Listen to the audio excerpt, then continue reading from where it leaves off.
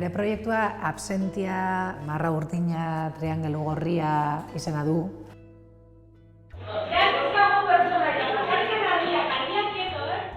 Proposamena da. Santelmo Museoak ditun 17, 18 eta 19 hasierako kuadroan hausnarketa bat egin, ikerketa bat.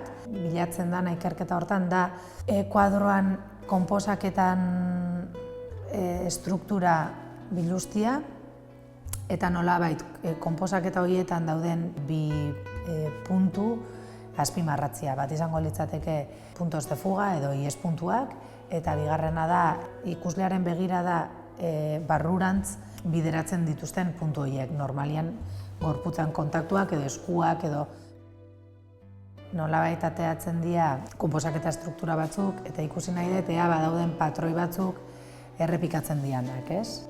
Zuari Irureta Goienaren proiektua ikusi genuenean, oso interesgarritzat jo genuen, alde batetik sormen prozesu bat ikusteko aukera ematen digulako eta oinarritzen delako eta guretzako ere izan elementu garrantzitsuenetako bat, gure bilduma historikoetan. Guretzako da nolabait ere modu bat gure bildumak balioan jartzeko. Oso kuriosua da emakumean erretratoi jadanetan eskuak barneraka errepresentatuta ateratzen diala. Emakumearen imaginan islada bat sortzen den eta hori mendez mende errepikatzen den zerbait den, ez? Uste interesgarria dela, askotan guk emaitza ikusten dugun bezala, obra ikusten dugun bezala, prozesu horren partea ikustea, ez? Artista batek zer lan egiten duen edo nola burutzen dituen aurraiek ikusteko aukera ezin hobea delako. Artista naiz, baina ere irakaslea naiz. Pentsatu nun klaseko ariketa bat bezala, baina igual kontzeptualki horren konplexua ez dana eta goiz baten ulertu, egin eta disfrutatu daitekena, ez? Nerabe, tierra de nadie dagoen talde horrentzako, divertitu izan behar du. Proposatuko diedana da berai konposaketak egin behar dituzte eta konposaketa horien argazki aterako dugu. Imagin izan nahi duenak, imagina representatuko dute, eta bestiak markatuko dituzte bakoitzaren begirada eta eskuen edo kontaktua dagon foko gorriakin eta begiradak laser urdinakin.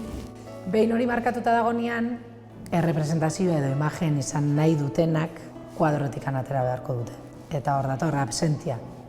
Egonaldia nik oso era positiboan ikusten dut. 2 hilabete oso daskatelako proiektu honei emateko eta laborek ematen dituen errestasunagatikan errespaldatuta sentitzen naiz. Hori oso gutxitan gertatzen den lan egiteko era bat da eta asko laguntzen du. Ni lanian nagoen espazio hau ez dago pentsatuta lan egiteko espazio bat bezala. Da erakustoki bat. Baina museoekin hitz egiten bagoaz nolabait nire zailtasun edo behar espezifiko horiei irteerak bilatzen.